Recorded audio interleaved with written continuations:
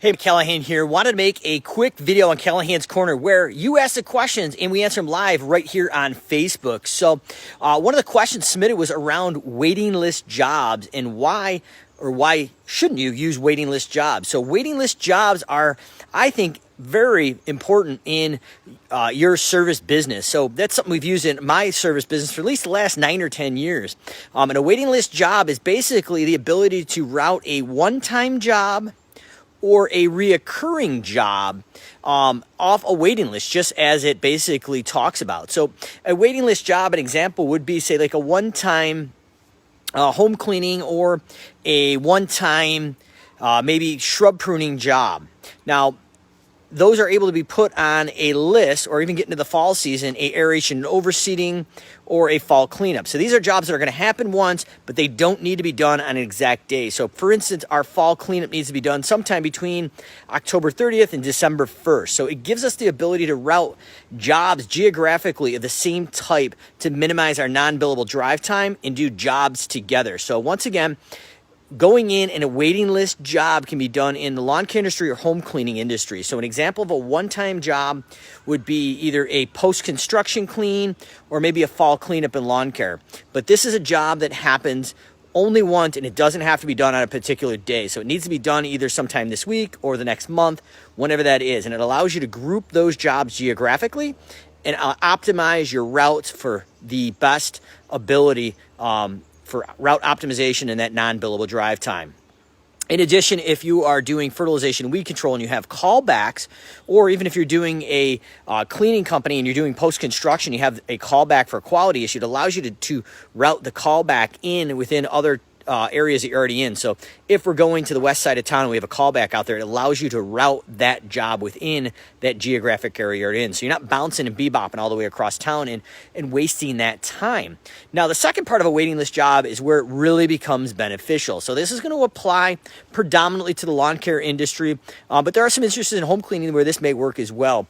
I'm going to give you a quick lawn care example first. So the main example is going to be a fertilization and weed control package.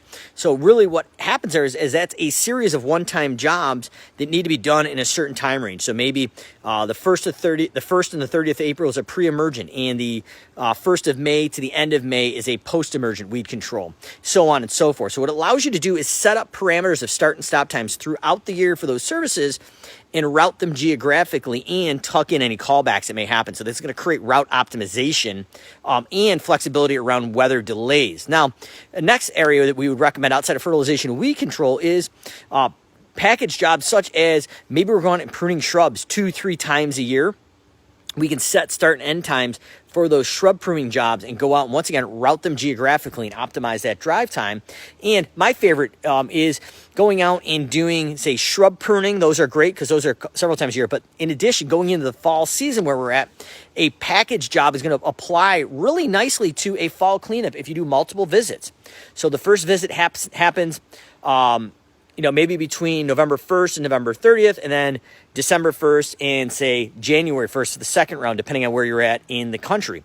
So another great example, too, is if you're getting the holiday season for holiday lights, a package job is perfect for this because we set a package job of setup, basically from October 1st or the end of October up through right before Christmas, and then, say, January 1st through January 31st, that is the second part of time that those lights need to be taken down. So what we can do is create 2 one-time jobs that are inside that package and then optimize for drive time and crew utilization. So quick recap, if you're just joining us, waiting list jobs and why they are instrumental for your service business is we can take a one-time job such as a spring cleanup or an individual shrub trimming job and be able to bulk those in if we need to get them done inside a month period or a week period and optimize them, pull them off the waiting list and route them and create that optimized route to minimize that non-billable drive time, Second thing is, if we have multiple packages, such as fertilization and weed control, we can go out and do all 5 or 6 rounds, but set them up as waiting list jobs through a package in a product such as Service Autopilot. So it allows us to route and optimize based on the start and end of each package. And the cool thing with those jobs and inside a package is you can put minimum days in between. So in upstate New York, our season's very condensed. So a lot of times our rounds would run right up next to each other. So one would end on April 30th, and the next one would start May 1st. So it gives us minimum days in between. So we're not putting that post-immersion chemical on the lawn back to back, maybe say 10 to 15 days in between. So if it's within the minimum days in between, if first round ended at end of April and it started at the beginning of May, the software is smart enough to tell you, say, hey, you shouldn't route this, and it won't even show it to you until those minimum days between applications happen. So another huge benefit to save you from burning the lawn out. And then if you get into the fall season right now, this is huge for multiple trips, especially on your commercial properties. You can create waiting list jobs created from a package of the first round of fall cleanups, the second round of fall cleanups, or the other example I gave you is holiday lights. So the first waiting list job inside of a package is the setup, and then the second one is the takedown. But the idea is you set a start and a stop time that's ideal.